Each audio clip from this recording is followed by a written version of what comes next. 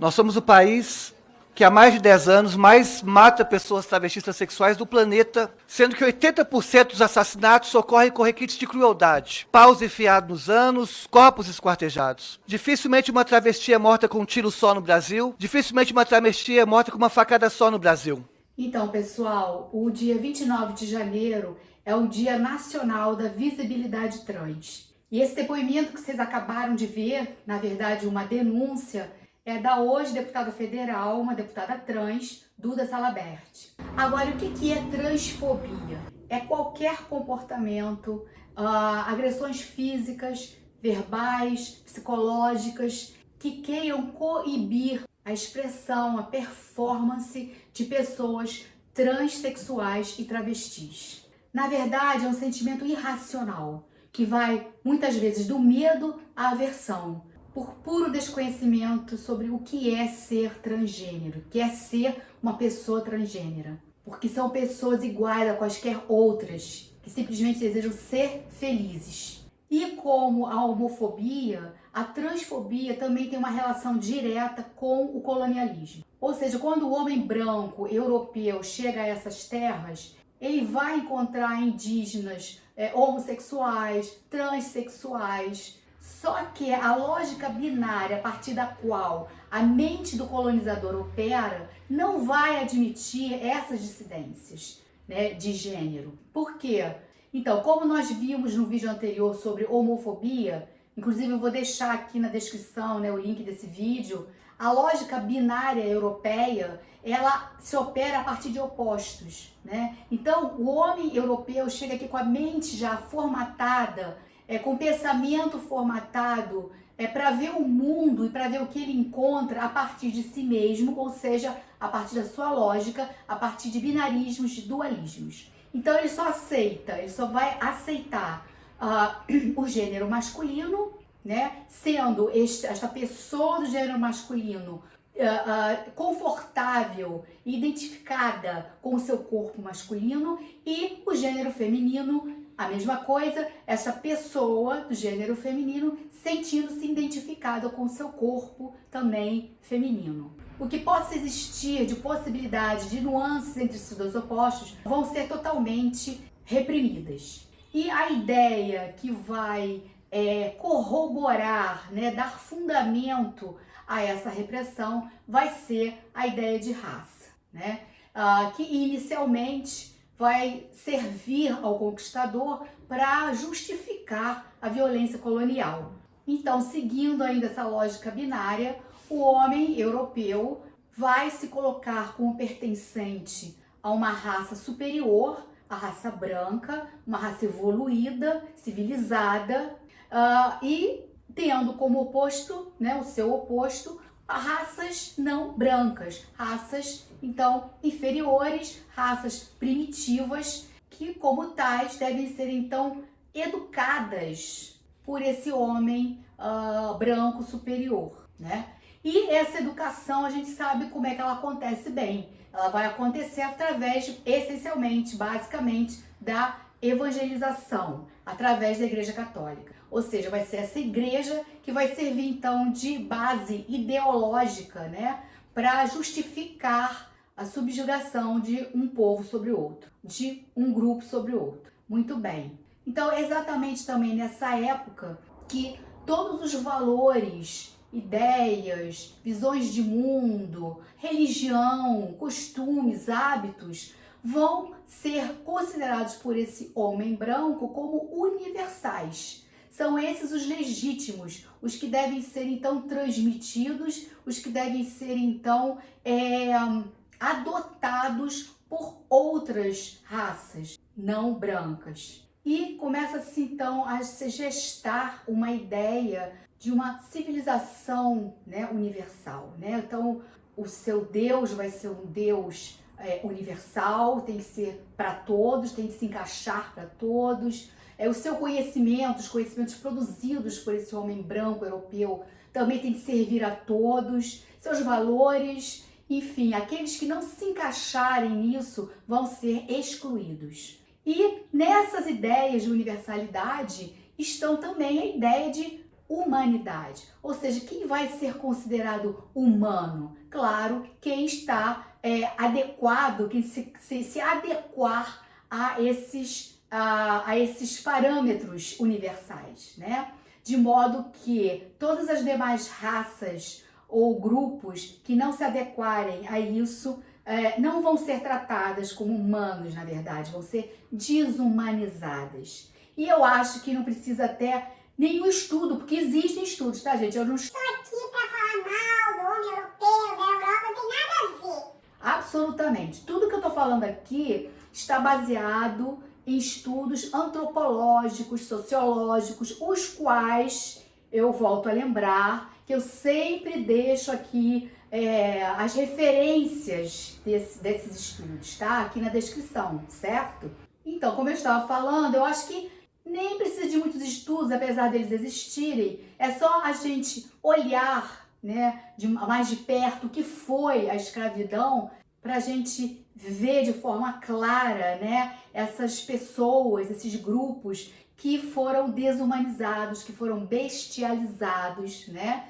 Afinal de contas, os negros e negras e negres africanos que chegaram até aqui foram transformados em verdadeiras máquinas de trabalho, né? E essa bestialização do outro vai acontecer também com os indígenas e com todos os demais grupos que não se encaixarem, que não seguirem esses parâmetros universais, considerados, né? Universais, que na verdade não são, desse homem branco, europeu, cisgênero. E todas essas fobias, esses preconceitos, eles não são naturais, né, gente? Eles são, como a própria palavra fala, né? Preconceito. Ou seja, eles são construídos socialmente. E não vai ser diferente com a transfobia. Então, a transfobia, a homofobia, elas vêm sendo gestadas há mais de 5 séculos, né? Desde a colonização. Então, a Igreja Católica, segundo o antropólogo Luiz Motti, vai muito além de divulgar a homossexualidade, a transexualidade como pecado, porque vão existir também o estímulo a denúncias inclusive por parte da família. Os padres vão levar os fiéis a confessarem a homossexualidade ou a transexualidade. Inclusive vão existir averiguações a partir de visitas periódicas da Inquisição Portuguesa às colônias. E nessa pedagogia do medo, muitos padres impeliam os seus fiéis a denunciarem casos de homossexualidade, de transexualidade, levando a própria família a denunciar parentes, né, filhos. E é claro, gente, que essa discriminação em relação às pessoas trans e homossexuais vai comprometer também a própria família, que acaba também sendo discriminada pelo grupo social, né? E, inclusive, a escritora trans, Amara Moira, ela dá uma declaração numa entrevista, cujo link eu vou deixar aqui na descrição, em que ela fala que essa aversão, muitas vezes essa repulsa dentro do seio da família, né, ao saber que um filho, tio, primo é transexual, essa dificuldade de lidar com isso, já vem sendo culturalmente construída desde essa época colonial, né? Então a Amara Moira fala que, por exemplo, é muito comum hoje você ouvir pais dizendo que prefere o filho morto do que o homossexual, né? Provavelmente vocês também já devem ter ouvido isso, né? E isso é péssimo porque a família é o primeiro núcleo dessas pessoas, né? É o primeiro núcleo da gente. Então, se você é desprezado logo dentro da própria família, como acontece com muitas histórias, né? Que são expulsos de casa e não tem para onde ir, né? E qual é a consequência disso? Muitas vezes, o único meio de sobrevivência vai ser a prostituição ou até mesmo, muitas vezes, o suicídio. Então, são vidas que são ceifadas, interrompidas e vidas que podem produzir muitas coisas bonitas ainda, de pessoas jovens e mesmo que não jovens, mas podem produzir muitas coisas bacanas, né, para a nossa sociedade, como tem muitos aí produzindo. Inclusive, eu deixo aqui a minha sugestão: leiam pessoas trans, escritores, autores trans, ouçam o que eles têm a dizer, vejam documentários, filmes. Eu vou deixar aqui também para vocês na descrição sugestões de filmes, de documentários, porque é assim, gente, que a gente começa a entender essas pessoas. É assim que a gente, ouvindo essas pessoas, que a gente começa a entender os seus conflitos, os seus sofrimentos, as suas dores. Começa a ouvir e perceber que essas pessoas são normais, são como nós, sabe? Que também têm desejos, que erram, que acertam e que querem ser felizes igual a todo mundo, entendeu? Então, eu deixo aqui o meu talvez até um apelo, a minha sugestão, tá bom? Agora, também existem histórias felizes, tá, gente? Existem histórias muito bonitas, claro, né? Quando os pais, principalmente, aceitam, abraçam, né? Quando o pai ou a mãe fala, eu já sabia, e vai lá, vamos lá, eu te amo, e vida que segue, eu vou te ajudar, eu vou te apoiar. E aí, gente, eu vou pedir a vocês, se vocês conhecem essas histórias bonitas, coloca aqui no comentário. É importante a gente saber que existe esse apoio, que existem essas histórias bacanas em torno de pessoas que sofrem tanto, que são tão discriminadas, né? Essas histórias são importantes, especialmente para quem passa por isso, já passou ou vai passar, sabe? É bom elas saberem que elas não estão sozinhas. Enfim, gente, segundo o pesquisador da história LGBTQIA+, Luiz Morando, com a chegada dos ingleses na América do Norte e com a chegada dos portugueses e espanhóis nas Américas do Sul e Central, a tendência vai ser criminalizar, discriminar e reprimir todas essas dissidências de gênero. Tanto o anglicanismo quanto o catolicismo vão contribuir na construção da transfobia.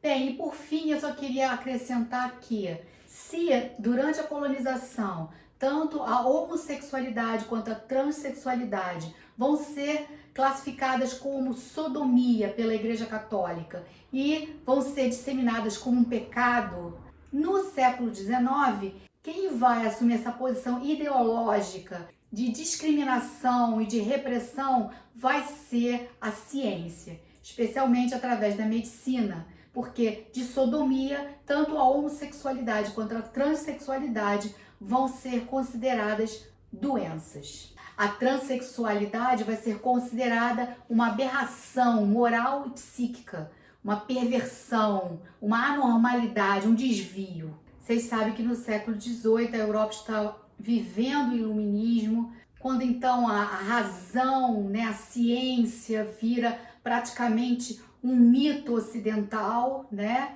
Então isso tudo vai dar à ciência médica a legitimidade que ela precisa para substituir a Igreja Católica na vigilância da sexualidade. Então, ao contrário da época da colonização, em que a vigilância sobre a sexualidade se realizava para livrar o homem do pecado, agora, em pleno século XIX, ela vai ser feita para preservar a saúde das pessoas. Bem, e essa nova vigilância vai ser algo muito sério, porque ela, hoje em dia, por exemplo, ela vai gerar várias crenças acientíficas, absolutamente acientíficas, do que se tem chamado de cura gay.